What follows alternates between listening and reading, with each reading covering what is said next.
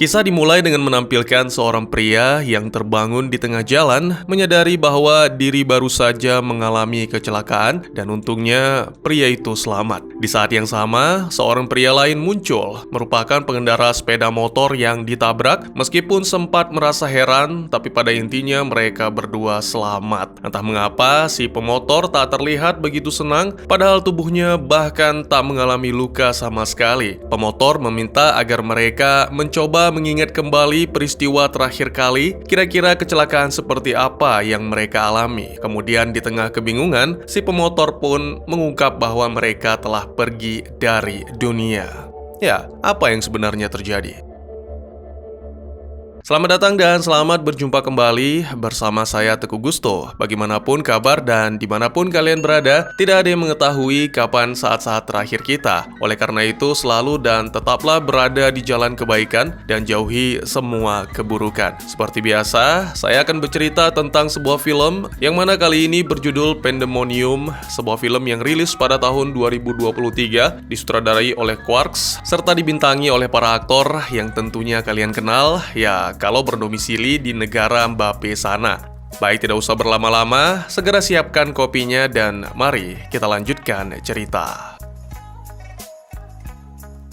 Si pemotor yang diketahui bernama Daniel berteori bahwa dirinya mati lebih dulu karena sudah berada di sana selama beberapa menit dan awalnya menyangkal. Tapi sama sekali tidak ada penjelasan lain yang masuk akal. Sang tokoh utama kita, yaitu Nathan, menolak untuk mempercayai dan pergi memeriksa mobilnya yang hancur. Nathan benar-benar terkejut ketika melihat tubuhnya sendiri di dalam mobil dan mulai terguncang, memikirkan anak-anak dan juga sahabat yang ditinggalkan. Sementara Daniel menyebut tentang sang istri yang pastinya khawatir dan menyesal atas pembelian motor pembawa malapetaka. Tapi di samping itu, Daniel juga merasa heran mengapa Nathan tidak merasa rindu terhadap sang istri atau ibu dari anak-anaknya. Nathan masih terus merasa panik, namun Daniel tidak peduli dan melanjutkan pembahasan tentang kematian dan kehidupan setelahnya yang mana terasa sangat damai. Untuk meyakinkan Nathan bahwa apa yang dikatakan benar, Daniel menyeret jasad Nathan keluar dari mobil dan menutup wajah jasad itu dengan sapu tangan. Di saat yang sama, sebuah mobil datang. Nathan sangat berharap si pengendara mau menghubungi rumah sakit karena Nathan tidak mau mati dan siapa tahu tubuhnya masih bisa diselamatkan.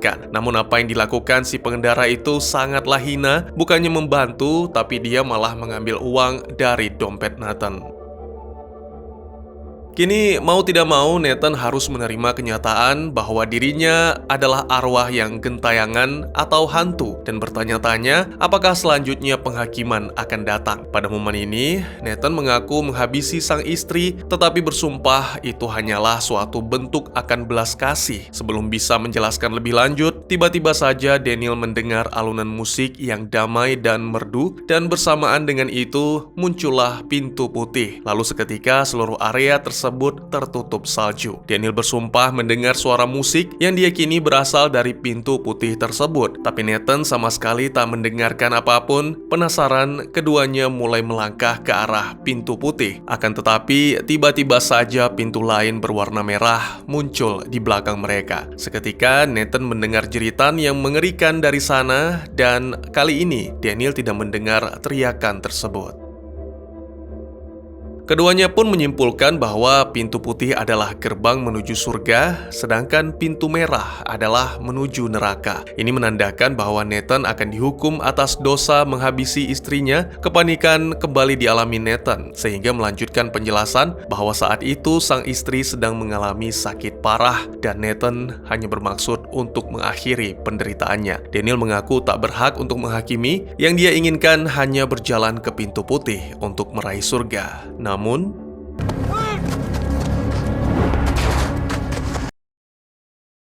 tentu saja upaya Nathan tidak mungkin berhasil karena semuanya sudah ditentukan dan seharusnya Nathan bisa berperilaku lebih baik jika ingin mendapatkan sesuatu yang baik pula. Nathan pun sadar dan segera meminta maaf atas kecelakaan yang terjadi karena dirinya tidak sengaja melindas Daniel. Daniel pun memaafkan dan sebenarnya itu semua bukan sepenuhnya kesalahan Nathan karena dirinya teralihkan oleh seorang gadis kecil yang bermain di pinggir jalan. Dua laki-laki itu saling berpelukan berpelukan dan mengucapkan salam perpisahan untuk yang terakhir kalinya. Namun,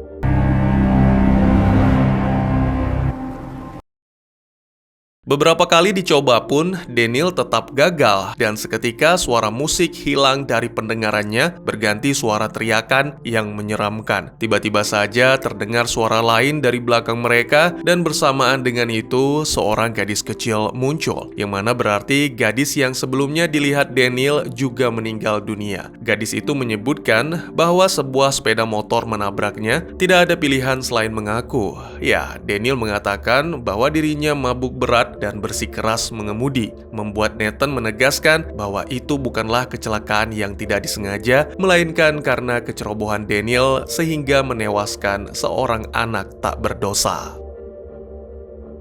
Setelah pertengkaran singkat, dua pria itu pun mencoba memandu si gadis kecil ke pintu putih, berharap bisa masuk bersama-sama. Namun gadis kecil itu menolak untuk pergi bersama orang asing, lalu mulai berteriak. Apapun upaya pria-pria itu, tetap saja tak bisa menghentikan teriakan, sampai akhirnya Daniel menggendong paksa si gadis kecil, melemparnya ke dalam pintu putih, dan ternyata itu berhasil.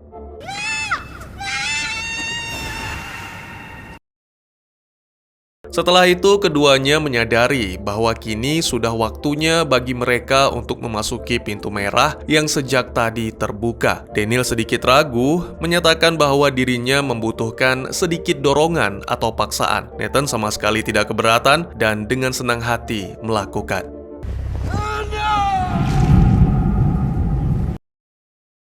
Kini giliran Nathan yang ragu, jadi dia mencoba kembali menjelaskan tentang apa yang dilakukan terhadap sang istri, serta bertanya-tanya bagaimana jika dirinya menolak untuk masuk, bagaimana jika dirinya ingin tetap berada di dunia. Namun, tiba-tiba saja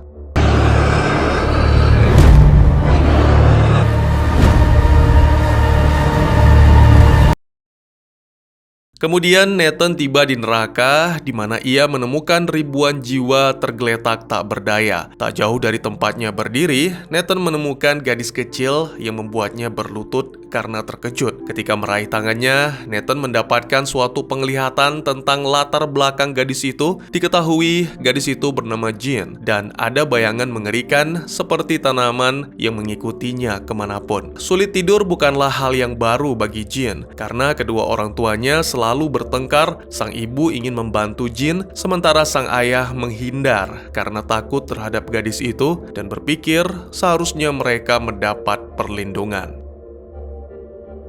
Lelah akan semua ini, Jean beranjak dari ranjang, membiarkan kotak musiknya terbuka dan bermain, lalu akhirnya memeriksa jendela, di mana ada sebuah pohon besar yang selalu menjadi pelampiasan. Gadis kecil itu kemudian turun untuk mencari cemilan dan melihat kedua orang tuanya masih terus bertengkar tentang dirinya. Jean memilih untuk membuat cemilan sendiri, mengoles selai pada irisan roti, dan terlihat senang melihat pisau yang dipegangnya. Adegan kemudian berpindah, menampilkan suatu rekaman di mana Jean sedang diwawancara oleh terapisnya. Dia menceritakan kepada wanita itu bagaimana dia menghabisi induk burung yang mencoba melindungi anaknya. Bahkan diketahui juga Jean suka menyiksa saudarinya dengan pena karena rasa benci, bahkan mengaku pernah berniat menyakiti orang tuanya ketika tidur.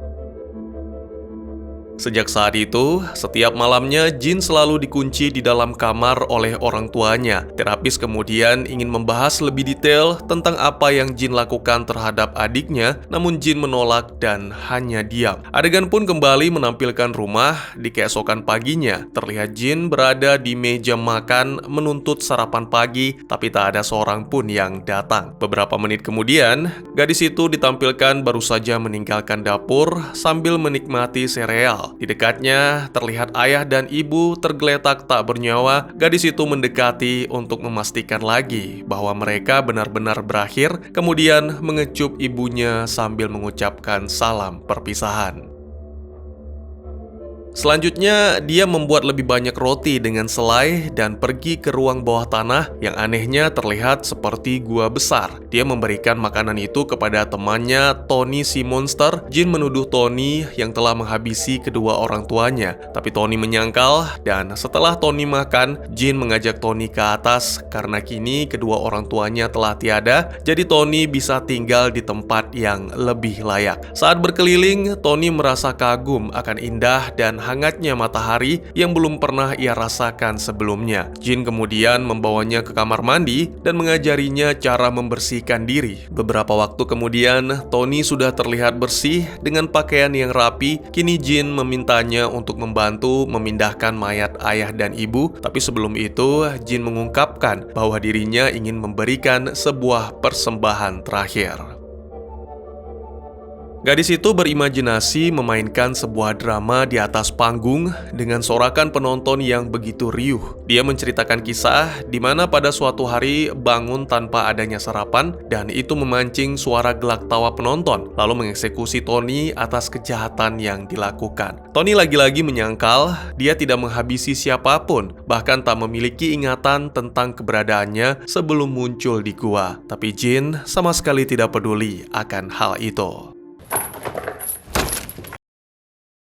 Sementara Tony meletakkan mayat ibu di bawah ranjang, Jin bermain-main dengan gembira di atas kasur, membayangkan kembali tentang dirinya yang mengusik saat orang tuanya tidur. Selanjutnya, Tony membawa tubuh ayah untuk diletakkan di tempat yang sama, dan kemudian saat lapar melanda, keduanya mengaku tidak bisa masak, tapi Jin bisa membuat sereal dan roti untuk mereka makan. Di saat yang sama, terdengar suara bel. Segera Jin membukakan pintu, dan ternyata itu adalah seorang pria pengantar paket. Pria itu mengaku membutuhkan tanda tangan orang dewasa sebagai penerima. Jin segera memanggil Tony, namun karena tak ada jawaban, maka si pengantar paket pun mengatakan akan kembali di lain hari.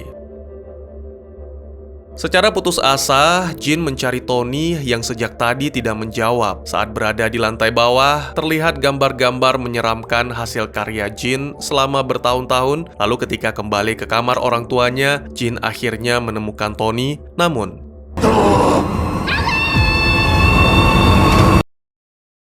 adegan kemudian berpindah menampilkan Jin yang membakar semua mainan. Selain itu, Jin juga menemui adik perempuannya yang sedang menggambar, memberitahukan bahwa kini Tony lapar, sehingga gadis itu pun mengajak adiknya lalu melakukan hal kejam yang tak bisa saya tampilkan, dan Jin pun hanya bernyanyi riang meninggalkan adiknya.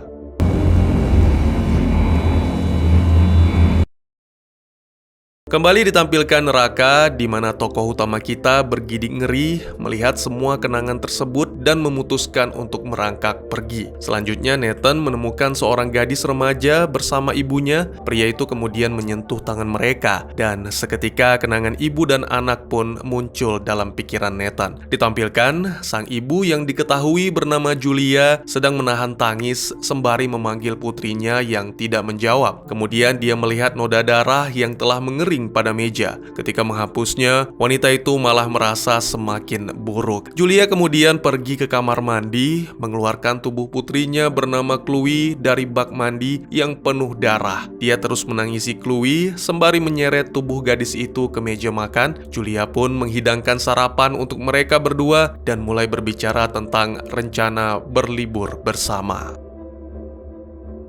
Kilas balik kemudian ditampilkan. Pada pagi sebelumnya, Julia memarahi Chloe yang berlama-lama di kamar mandi karena mereka berdua sudah terlambat. Mereka memang sarapan bersama, tapi sang ibu terus berbicara di telepon tentang pekerjaan dan berdebat dengan rekannya. Sembari menatap tajam ke arah pisau, Chloe mengingat perlakuan teman-temannya yang kasar di sekolah dan ini terus menghantuinya sehingga membuat hidup Chloe sengsara.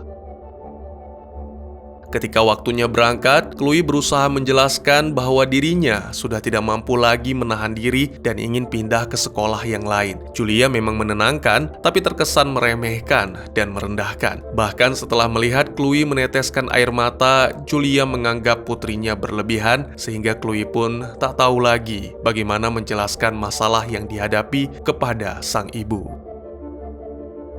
Adegan kemudian berpindah ke masa kini, di mana ditampilkan tubuh Chloe yang terjatuh dan seekor kucing menjilat lukanya. Hal ini membuat Julia marah dan segera mengusir hewan itu, lalu ia pun meletakkan Chloe di kursi roda, mengabaikan dering telepon, dan memutuskan untuk berlibur bersama sambil menahan tangis ketika mempersiapkan pakaian. Saat menutupi tubuh Chloe, Julia mengungkapkan perasaan cinta meskipun tak selalu ada untuk putrinya. Julia juga memperbolehkan Chloe keluar dari sekolah dan memanggil guru ke rumah untuk homeschooling sebagai gantinya. Dan tiba-tiba saja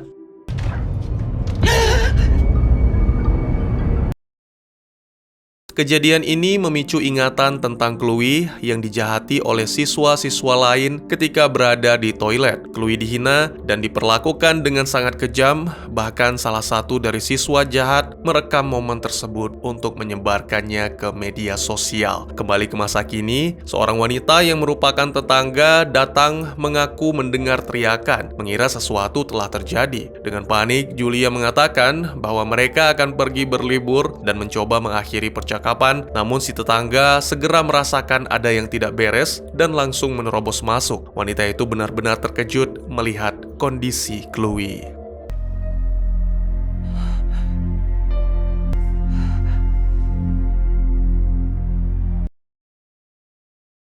Beberapa saat kemudian, Julia ditampilkan sedang mengemudi dengan mayat Chloe di sebelahnya. Dia menangis sembari mengingat saat lahirnya Chloe, berjanji akan memberikan kehidupan yang lebih baik. Julia terus memohon kepada Chloe agar merespon, dan akhirnya saat menerima kenyataan bahwa Chloe sudah tidak ada, Julia menutup mata Chloe sehingga membuatnya lengah. Dan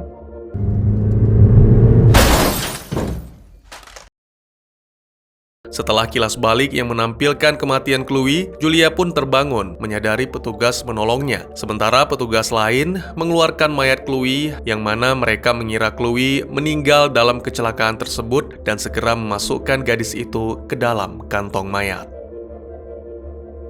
Kembali ke tokoh utama kita yang tentunya di neraka. Setelah menutupi tubuh Chloe dan Julia, Nathan pun merasa lelah karena menyaksikan tragedi-tragedi yang dialami para penghuni. Tak lama berselang, datanglah makhluk yang mengaku bukan siapa-siapa. Dia ingin membimbing Nathan untuk menghadapi hukuman. Lagi-lagi, Nathan mencoba menjelaskan apa yang terjadi pada sang istri yang menderita multiple sclerosis, yaitu penyakit di mana sistem imun mulai merusak saraf. Namun makhluk yang diketahui bernama Norgul itu menanyakan suatu pertanyaan yang tepat sasaran, apakah istri Nathan meminta untuk diakhiri. Nathan hanya diam, dan oleh karena itu Nathan harus tetap menjalani hukuman. Lagi pula, menghakimi bukanlah tugas makhluk itu.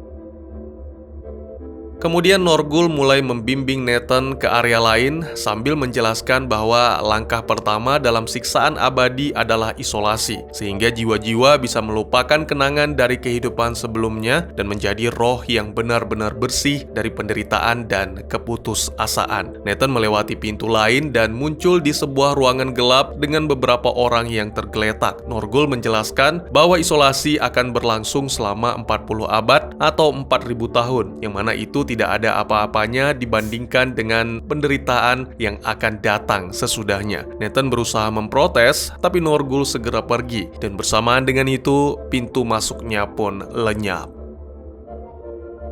Tiba-tiba kain, selimut, atau karung, pokoknya semacam itu, yang berada di sudut ruangan bergerak sendiri, dan muncullah Billy. Segera dia menganggap Nathan sebagai mainan baru dan tanpa ragu melancarkan serangan.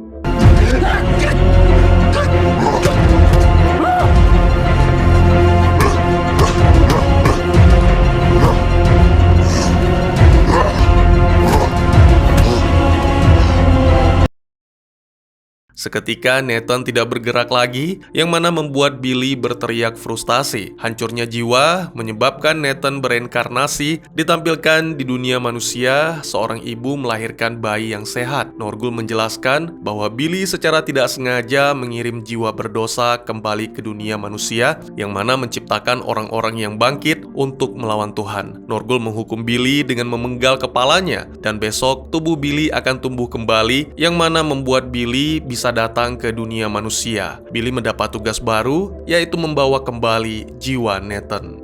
Dan tamat.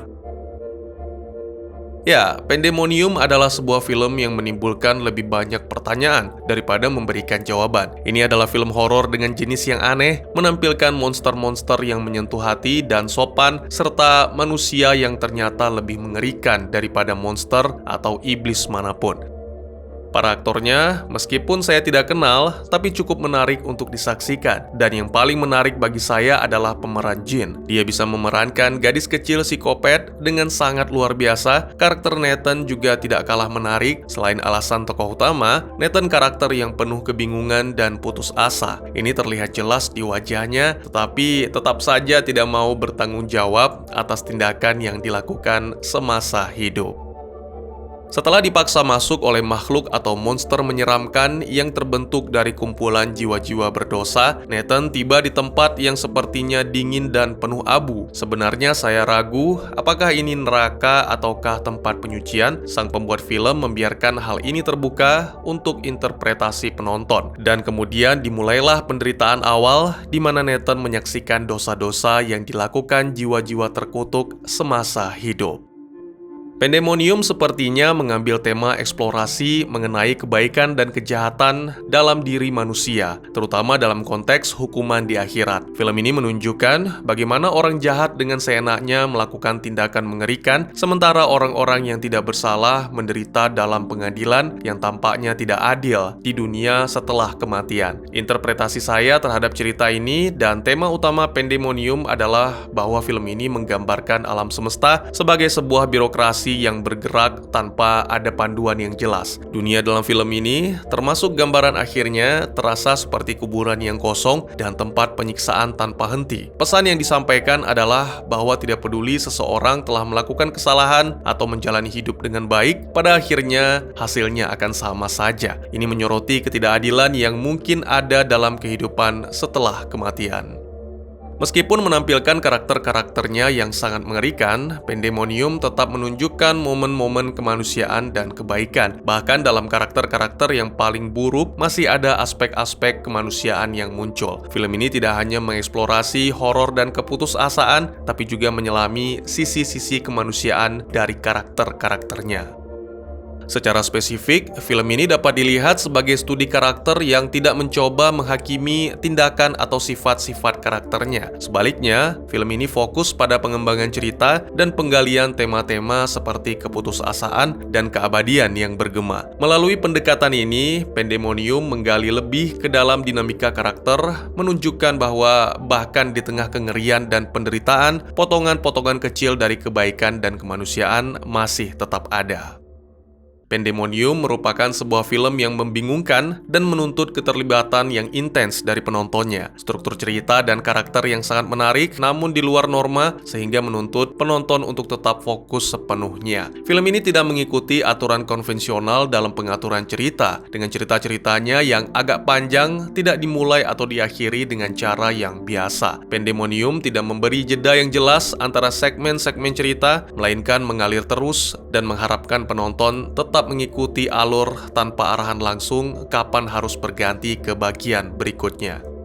Ya, film ini dengan sengaja menantang tentang sifat dan penderitaan manusia yang membutuhkan keterlibatan lebih dari penontonnya dibandingkan dengan film horor atau antologi biasa. Film ini mengingatkan pada adegan dalam film The Beyond tahun 1981, khususnya bagian yang berlatar alam kematian, dan tidak memberikan penjelasan secara lengkap tentang alurnya. Film ini mengundang penonton untuk merenungkan makna dan pesan yang lebih dalam, tanpa memberikan petunjuk langsung atau pemecahan misteri yang disajikan. Buat yang masih belum paham, cerita Jin adalah tentang gadis kecil psikopat yang mendapat penolakan dari orang tuanya, di mana seharusnya para orang tua memberikan perhatian yang lebih kepada Jin demi kesembuhan. Tony si monster adalah imajinasi dari sisi jahat Jin. Oleh karena itu, Tony selalu disalahkan atas kematian orang tua dan adik Jin. Sementara untuk cerita Julia, saya rasa ini tidak sulit untuk dipahami, di mana Julia telah gagal sebagai orang tua yang secara terus-menerus tenggelam dalam dalam kewajiban memenuhi kebutuhan, sampai-sampai melupakan bahwa Chloe juga membutuhkan perhatian dan tempat untuk berbagi cerita tentang masalah-masalah yang dihadapi. Bahkan di saat-saat puncak frustasi Chloe, Julia tetap tidak peduli, sampai akhirnya gadis itu mengakhiri segalanya dan penyesalan Julia sudah terlambat. Pandemonium menawarkan penggambaran karakter yang kompleks dan menyentuh hati, yang mengajak kita merenungkan nasib dalam kehidupan dan juga kemungkinan di akhirat. Film ini menghadirkan pertanyaan, apakah kehidupan adil? Serta memberikan jawaban tegas, yaitu tidak. Begitu juga dengan akhirat yang perlu dipertanyakan, yang mana ini yang saya pahami dari film. Pandemonium menakutkan dalam arti yang realistis bagi mereka yang merasa takjub dan ketakutan dengan betapa kompleksnya kehidupan manusia, meskipun dihadapkan pada elemen supranatural dalam ceritanya. Bagaimana menurut kalian? Mungkin segitu saja teman-teman. Terima kasih buat yang sudah menyaksikan. Silahkan memberikan komentar, bertanya, ataupun merequest kira-kira film apa yang menarik untuk dibahas. Bisa lewat kolom komentar, atau buat yang malu-malu bisa via DM ke Instagram saya di @tekugusto. Insya Allah pasti akan dibaca. Mari kita jadikan kolom komentar sebagai sarana penambah wawasan dan menciptakan jalinan persaudaraan, bukan malah menjadikannya sebagai tempat pembulian sehingga menciptakan permusuhan. Jangan lupa untuk dukung terus channel ini dengan cara share, like, dan subscribe, karena dukungan dari kalian sangat berharga bagi saya demi perkembangan channel ini. Saya Gusto, sampai jumpa di video selanjutnya. Tetap semangat, tetap bersyukur setiap hari. Dadah!